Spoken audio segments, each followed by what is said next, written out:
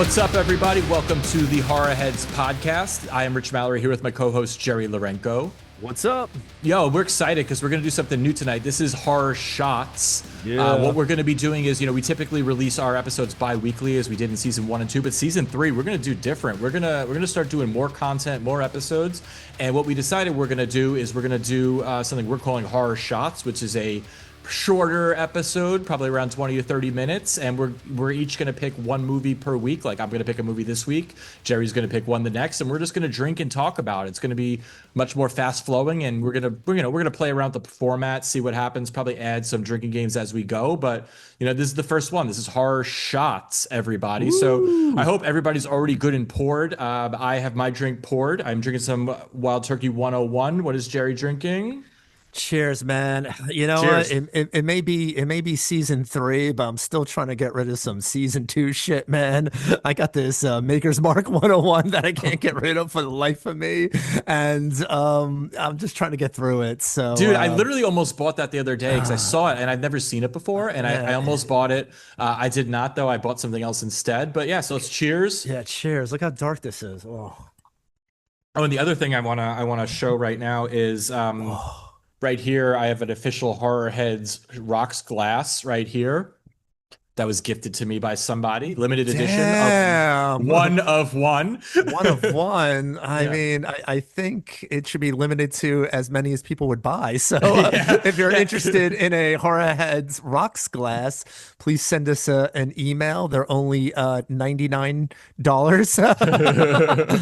plus $25 shipping, and we'll get that to you in about 6 to 8 weeks.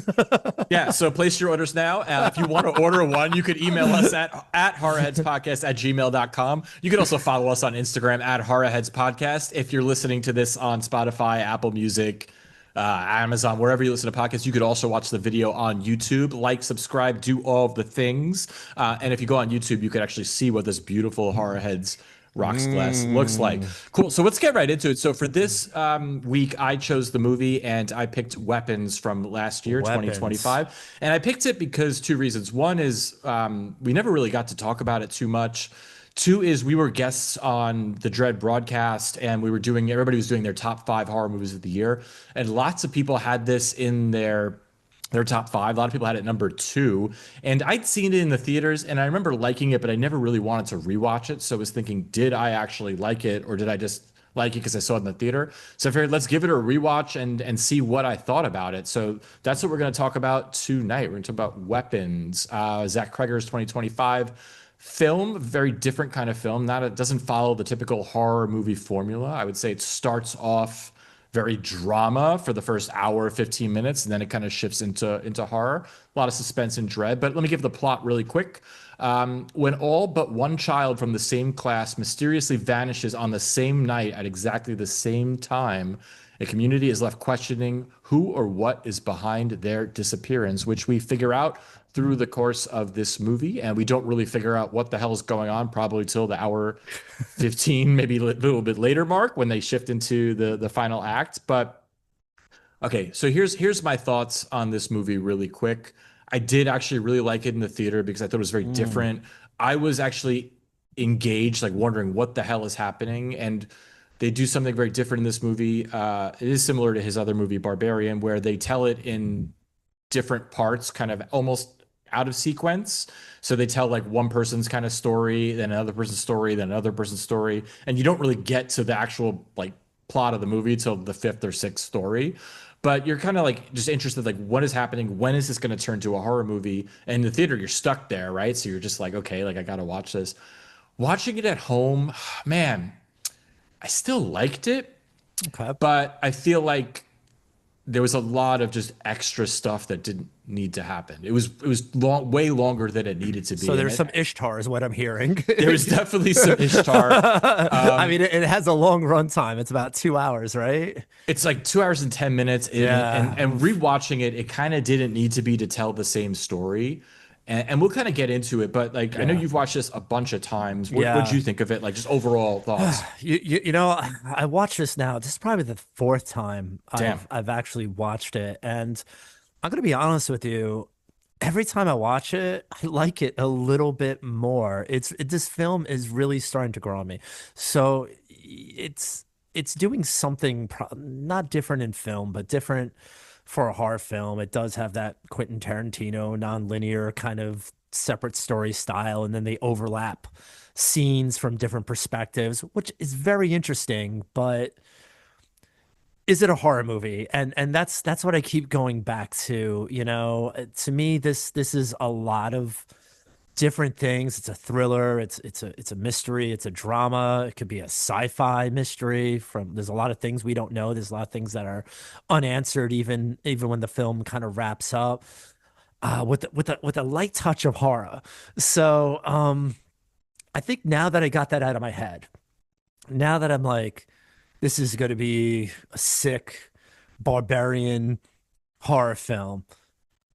Once that's gone, I'm starting to really appreciate like the movie that this actually is, which I think is a very, very good story. Very, very strong performances. I'm not a huge fan of Julia Garner, but she's Same. very good. She's very good in this movie. She Ja- is good in this. And, yeah. and and you know what though? Here's the thing. She's good in like almost everything I see her in. I just still don't like her. I don't know what it is.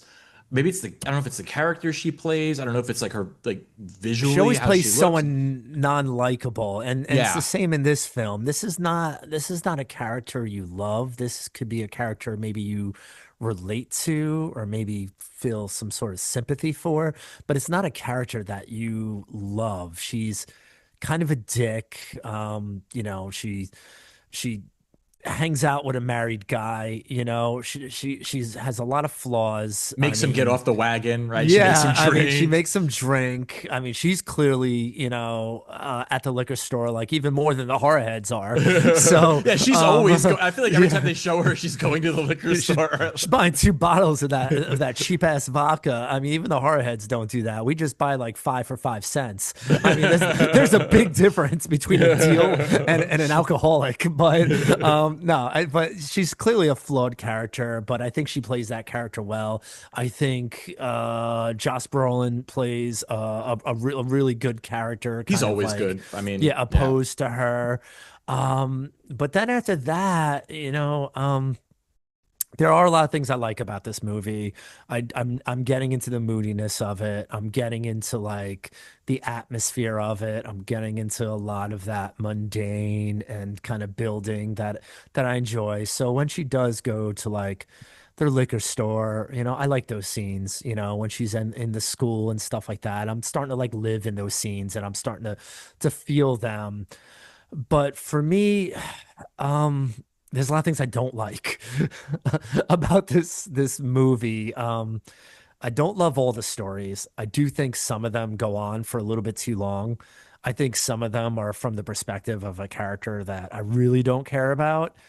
And then I'm gonna say it, and I'm sorry. I'm gonna apologize right now. A lot of people are gonna press the stop button, like right now. Not in our first episode of On Horror our first Shots. episode, I fucking hate Gladys. She's the shittiest, dumbest, annoying character, literally in any film that I've watched. I don't like it. I don't like the voice. I don't like the way it's portrayed. It's just not. It ruins the movie. I'm gonna say it ruins the movie for me. The second that Gladys enters this movie, I'm just like, fuck. So okay, so I'm gonna agree with some of what you said. I'm gonna disagree with some of Okay, what you said. So go for it. I do think it's a horror movie, because there are the final act is horror. I Yeah, think there are things that happen early on that are like that lead to horror. Like for example, the scene where Julia Garner's like sleeping, she passes out from drinking in the car, and then like some woman comes up and like cuts her hair. It's creepy. It's scary. creepy. Yeah, definitely. And there's some dream sequences which I could do without, but those are scary. I do think the movie does play more like a mystery drama Mm. for the first 70% of the movie, which I like. I like movies that start one way and go in a completely different direction. So like that's one thing I do like about the movie. I do think the performances are really good. I think I don't really have a problem with the Gladys character. I do think that she's very similar to Nicolas Cage in Long Legs. Like it's like the Yeah. female version of that, just the way she plays the character. I don't mind it though. It's fine. It's they needed a villain, and I think she's a fine. fine enough villain. I think she's in the movie not that much. I think if she was in the movie a lot more, I would get annoyed. But honestly, she's probably her screen time is probably 15 minutes of a 2 hour, 2 hour, 15-minute movie. So she's not really in it that much. So I'm not really annoyed at that.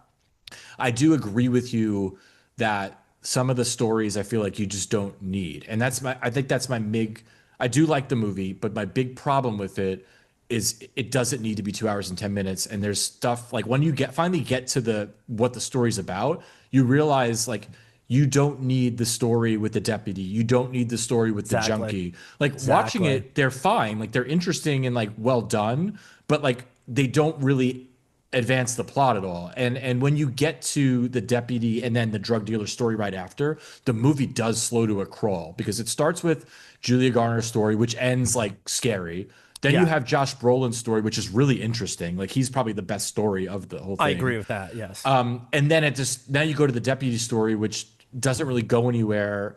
And then and I know they all like it's to get them into the house, but I feel like Yeah. you could have done that in like 1 minute, and you didn't really need that. Like you didn't need it. Like so that's probably almost a half hour that you just don't need to understand the movie or the story. The other thing, like just talking about pacing and stuff. So the movie starts the first like 3, 4, 5 minutes. It's like a child narrating, and then there's like the kids running, like a Yeah. scene they show later. You could cut the first 5 minutes easily and just start it right when they're all in the auditorium at the teacher conference. Like that tells you everything you need to know right there, and you don't need this 5 minute thing of kid narrating. Which, I like the hated second that. time watching it, I'm like, this is annoying. Like I don't Yeah, like you don't need that. Like I mean, it feels like a different movie, the kid narration, because it doesn't come back. You know what I'm yeah, saying? It's just like to the like very they, end, I think it comes back. yeah, Yeah. and it's basically disappears. You almost forgot that it started that way, with the kid narration, and I find it annoying. I didn't like that at all, and I totally agree with what you're saying about, like, I think his name is Paul, the deputy, and then the junkie guy. I forgot his name.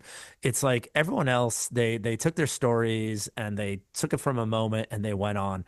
And I felt like for those two stories, they actually overlap so much that they rewound the whole film Yeah. like 30 to 40 minutes back and started there again, like both times. And you're like, oh, it's like when you find out how he gets the cut on his finger, it's like by the time you see it happen, that was like 40 minutes Yeah. later. And you're like, oh, we're telling that, like, we're back there.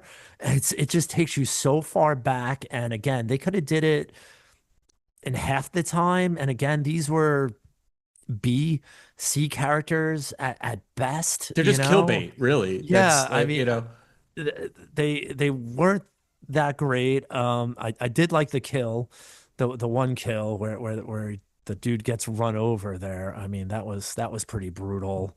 Yeah, there's So there's cool parts, and I think also when the deputy story kicks in, you're like 40 minutes into the movie at this point. So at like least, at yeah, 40 minutes, I'm expecting to like know what's happening, and now I like got to spend another half hour like not even contributing to the plot. It's unnecessary. So like if this movie would have been 90 minutes, it would have been so much better because there's just stuff you just don't need it. And like I feel like by the time you get to the hour 15 mark, which is where you finally understand what's going on, it's witchcraft, and like Gladys has kidnapped all these kids and all this stuff. I feel like it becomes a completely different movie, and it's like the movie could almost start there. Like I feel like if it could start there, and then you realize like the past hour and 15 minutes I've been watching this movie, none of that's really that important at this yeah, point because now it's like now the story begins when I'm already kind of, and I'm not saying that again the stuff is good. This the Julia Gardner like parts are good, the Josh Brolin parts are good. It's good, but it's not really necessary for this movie.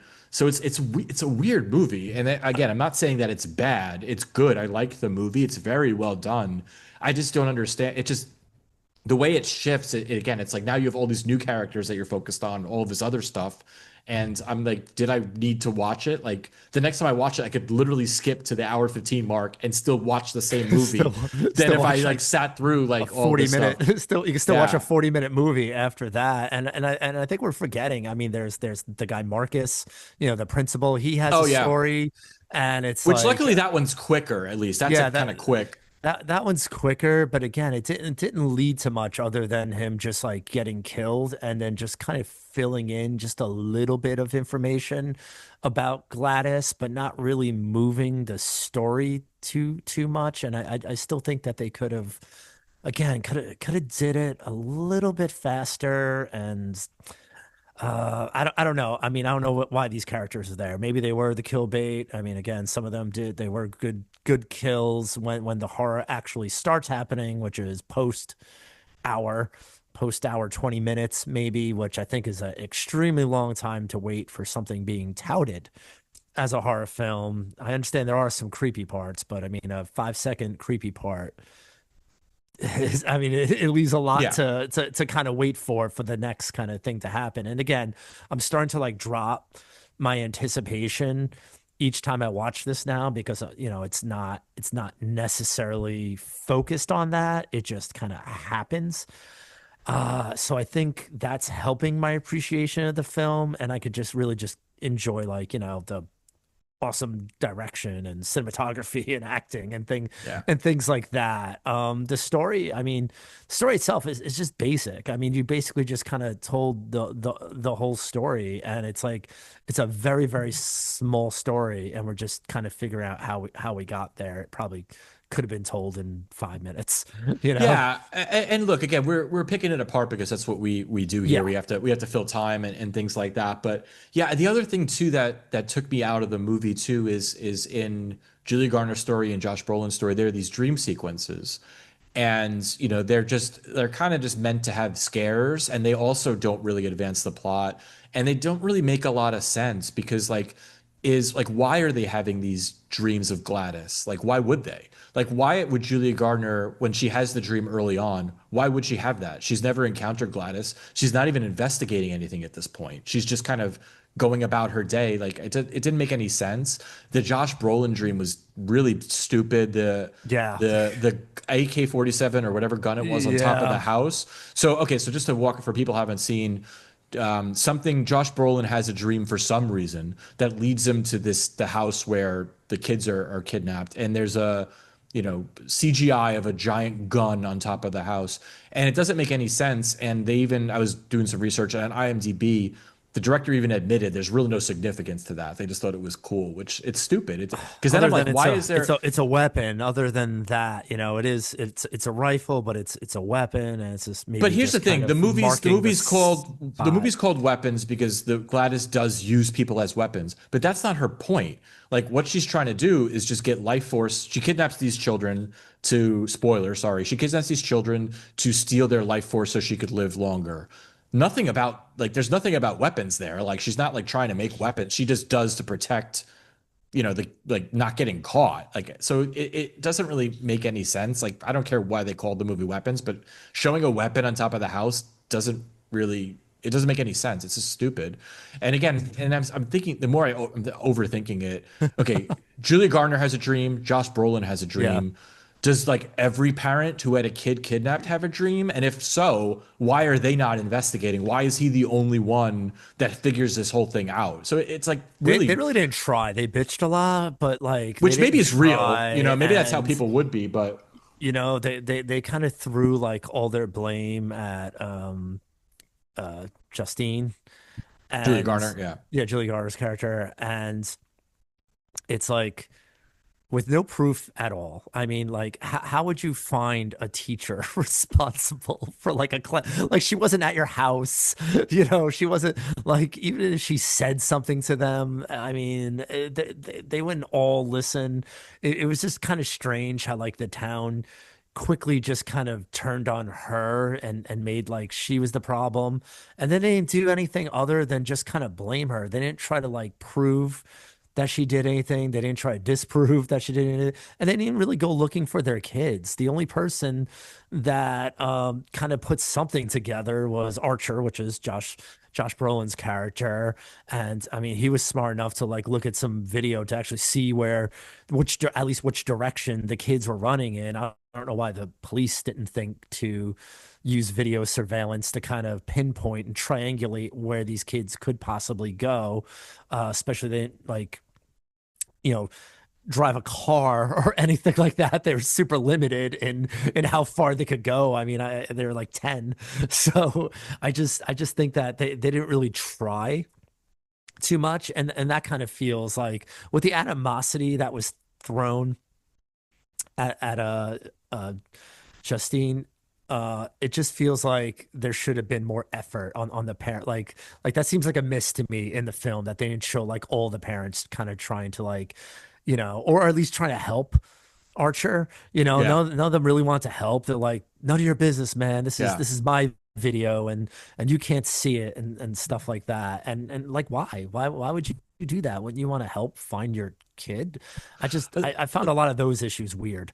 Well, the other thing too, that's like again, just the more I realize it, like the more I realize this movie's well written and poorly written at the same time. So, like, there's one kid who isn't kidnapped in the class, right? And supposedly there's police and FBI investigating it. And you find out that the kid that wasn't kidnapped, he's the one who Gladys is his aunt, and she has all the kids in the basement. Yeah. So, and then when you finally do see the house, it's like the windows are all boarded up in newspaper. The parents are Look like there. catatonic, like on the couch, which is really creepy. But like, how come the cops weren't like constantly at that house?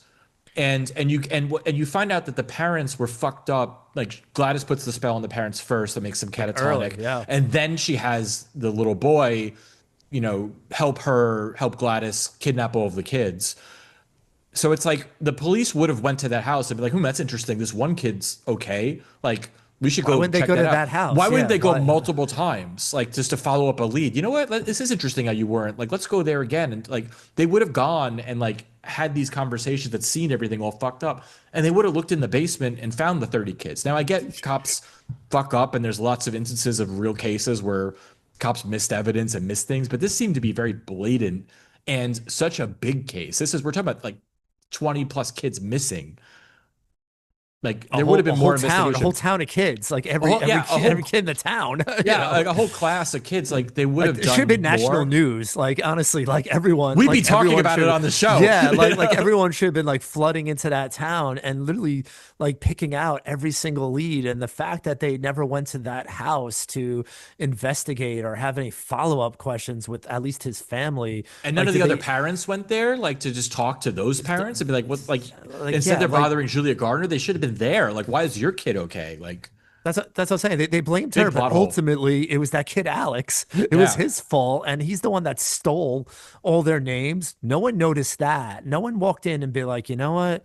There were names there yesterday, and now there's no names there today. Is that a clue? yeah. It's like no one even like noticed that. And I mean, I don't know if they were just kind of pretending that like small town, a bunch of deputy dudes kind of working It there, might and have they don't been, know but how to handle like a situation like this. But again, like the FBI would be involved, once they and mentioned the like FBI, I was like, there's no way that like, I could see, like you said, if it was a bunch of deputy dudes, but like podunk cops. But even this town, it's a small town, but it's not like this dumb redneck town. It's just like a regular town. it's the So, town, yeah. and like you said, this would be national news. There would be reporters from all over the country investigating this case. Like it would have Well, been they too visible for them to just the kids just to be in the basement of the house of the one person that didn't get kidnapped. It didn't make any sense. Like they're really poorly written. it was like too easy. Like I said, like the plot of this is super easy. She put a spell on them and brought them to her house, and like And fed them soup. Yeah. that's the whole story right there. And it's like, well, how did we get there? That's all we're trying to figure out through this whole movie. But that's literally what happened. She made a spell, brought the kids to the house. That's it. Yeah. Period. Yeah. And it's like how I think in their effort to kind of like bring a lot of excitement into different angles, they probably just kept adding layers and layers and layers and kind of got away from like how this would really kind of work out. But again, I guess that's what makes it a film. And if it was pretty straightforward, it probably would have been boring, but it Yeah. also might have been shorter. So, Yeah, which would have been better. So I mean, look, might have been a little shorter. yeah, I mean, we're picking it apart. I do think the movie's entertaining. I do think it's well shot. But, we're talking about the music, and for me, the music and sound design is a little weird to me. Like, Mm, I feel like there's a lot of times where it's like you hear these like boink boink sounds, like it just like kind mm. of takes me out of it a lot. It was very odd. Like it was trying to be creepy sometimes, but it just kind of wasn't. It didn't hit me. Like I didn't really feel the vibe of the music. But again, the movie is entertaining. It's well done. When it does get to horror, it gets kind of brutal. Oh yeah, Like you for were talking sure. about the principal when he kills his lover, just like his head butting Oh, and he's there's bash. Oh blood my everywhere. God. And like in the scene where there's a scene where Julia Garner is like putting gas in her car Hmm. and Josh Brolin's confronting her, and then you see this like person Marcus. Yeah, it's Marcus. Marcus, the Yeah. principal, running towards her. His face is all fucked up. You're like, what is happening? Like, it's graphic and brutal and really cool and effective. And I will say the final act when Julia Garner and Josh Brolin are in the house trying to find the kids and they're being attacked by the deputy and Oh the yeah. junkie and the parents. And like that whole 10-15 minutes is like really intense and like really like good. It's like really good when it gets to horror. So yeah, I mean, again, the movie's got really good parts. I understand why it's on a lot of people's top 10, top 5 lists. I get it. It's very different. And I think horror needs more unique storytelling like this. I just, again, I'll just go back to it. It could easily have been a lot shorter. It could have been a lot tighter and just they could have filled in these plot holes a little better. Like it wouldn't have been overly complicated to have like Gladys have the kids in a different house. Like they couldn't have taken Yeah, over. something. Something different. And for me personally, I don't think they stuck the landing of this film. I think this turns it like yeah, the last act is crazy. It's intense. It's almost like Evil Dead. It's crazy, like all these Yeah. like Yeah. things coming Yeah. at you and blood spurting and everywhere. But then all of a sudden, like maybe like the last 5 minutes where Alex weaponizes the kids against Gladys, and then they start chasing her. I thought that was so silly, It's kind of and funny. it's funny, and it And when I doesn't saw it in the fit. It doesn't fit yeah. it it doesn't fit the vibe of the movie, and it doesn't fit the vibe of the last act. And I did read a little bit about this because it was really bothering me. And from what I understand, there was a lot more humorous scenes that were in this film and they got cut. And for me, if they were if they probably I don't know if they should have got cut, but maybe replace some of the scenes like we just mentioned where they're like super repetitive and overlapping and added more of these humorous scenes in. I think the last scene would have made a lot more sense and would have felt better because I'm just like, yeah, it's funny, but it's dumb because it doesn't like it's not the mood I was in. I was in a different mood. And now you hit me with this the last 3 minutes of the movie. And you just expect me to be like, oh, all right, ha ha ha. And it didn't, I'm like, you know what? Corny. That's all I did. I'm like, dumb. Yeah. And it's really only like maybe 30 seconds is what you're talking about, but it is the big climax of the movie. And I Yeah. agree, tonally, it's nothing like the whole rest of the movie. And there is like some humor early in it, but like not like over the Not top. like But this. you're dealing with again, like there's like this battle in the house. It's intense. It's like you said, it's like Evil Dead or like Evil Dead Rise. It made me think of like that whole sequence where there's in the apartment fighting. And then you have this comedic final 30 seconds, which again shouldn't be funny because it's not. It's like horrific and it's fucking dark. But the way they The way they shot did. it, Yeah. it's very comedic. Like the angles that they chose and how like They're I don't running want through to like you're seeing like people's reactions to kids and like they're like bursting through their yeah, house it's and funny. stuff And like in the that. It theater, is people kind of laughed. People were laughing, yeah. and like maybe that was the intent, but that makes sense. What you were saying that originally there was a lot more humor, so that ending would have fit the tone of the Probably movie, would but have it fit better, it doesn't fit the if tone I at laughed all. like one time throughout the movie, I would have got the ending. I'm like, oh, they're bringing back, some of the humor elements. Yeah, But I mean, yeah, there was some dark humor and some dumb shit that I'm like, huh, funny that way, but right. not like I can't explain. It was like Like a cartoon, the it was, final yeah, it like was 30 something like I seconds. can't. Yeah, I Yeah. can't explain it. It like what kind of humor it Like was, Bugs but Bunny. so yeah, it was silly. And even though it was like something crazy going on, it was still kind of overall the scene was silly and like oh you hear like it's like the kid you see like a long shot of the kids running, and then some guy's mowing his lawn and he's like what Yeah. the fuck.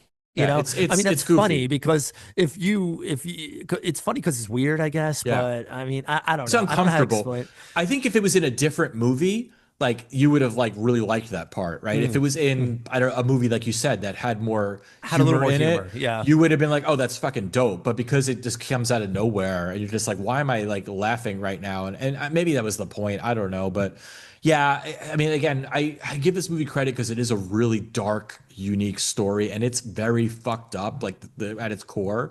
Like just the thought of like this little kid being enlisted to help kidnap all of these children and he's got to feed their zombies body not zombies Yeah. but like their catatonic body. It's fucking scary, but again the movie does have a lot of flaws. So let's wrap this one up because we are trying to Hmm. keep these episodes tight. And what we while we didn't play any drinking games tonight, we do have a long-standing drinking game that we always do, and that's we rate these movies on a scale of 0 to 5 bloody knives, and we drink the number of sips that correspond to the rating the other person gives. So we're gonna finish up with this. So Jerry, like, what do you give this 0 to 5? Yeah. So again, this is like my fourth time watching it, and even though I did really critique it pretty hard, it doesn't take away from my enjoyment of the film that I'm starting to get from it. It still wouldn't have been in my top five, but I'll tell you what, it may have moved into my top 10. Okay. So I think that's a big jump Top because 10 from last year, yeah, from 2025. last Yeah, yeah. year. Yeah. Because like when I initially watched it, I really didn't like it. I didn't understand the buzz. I didn't really understand anything, but I think I was just kind of buying into the hype and maybe putting too much pressure on this film. And I think I said this before, and I'm gonna say this again. Could this be a really, really good movie and not a great horror movie? And I'm gonna say yes, it can. Both of those sentences could be true. And that's exactly how I feel about this movie. I do think it's a good movie. I don't think it's a good horror movie. There are some horror elements. There are some things where I'm like, oh, that's cool. But to me, it's not enough. It's not enough for me to be like, yeah, this is a great horror film. This is a film I would just watch just to watch something, not necessarily like craving like a horror movie. Like I'd watch this, I'd watch like a thriller, like a Dirty Harry film, almost in the same kind of mindset, where it's like not a straight up kind of horror film. And I would treat this way the same way. So I will continue to watch this movie. I do like it, and you're probably not gonna be happy about this, but I'm giving this three Oof. and a half. You Three and know a half what? bloody knives. I'm not mad at that, and I'm really surprised because when I did see this, I remember thinking, "There's no way you're gonna like this movie." And then when you told me you started to like it, I was like, "Oh, that's Yeah. interesting," because it just didn't seem like your kind of movie, just because of a few things. So look, this definitely not in my top 5 from last year. Would it be in my top 10? Yeah. Also, there were probably Nice. 10 movies that I really liked last year. So that could be why. But look, even though I kind of ripped it apart, I do think it's effective in what it does. I again wish they cut out a lot of stuff that was not necessary for the plot. Wish it was better written. Wish I like, but again, I do like it. I'm gonna give it a 3 actually. Oh wow. Because Damn. look, it's unique, it's dark, and it's not a story that I would, or not a movie I would expect to see in 2025 from like a big like studio like Warner Brothers. Like it's not a safe movie by any means, and they took risks to put it out, and I give it credit. I think it's well done. So I'm gonna give it a 3. You give it 3.5. So let's cheers to that. Everybody at home, put up your glasses.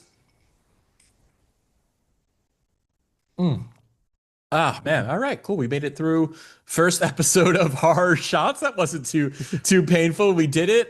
You could follow us on Instagram at Horrorheads Podcast. Email us at horrorheadspodcast at gmail.com. Yeah, check in. We have some really good stuff coming up for season 3. So looking forward to that. And yeah, keep checking out Horror Shots. Woo. All right, later, everybody. Peace.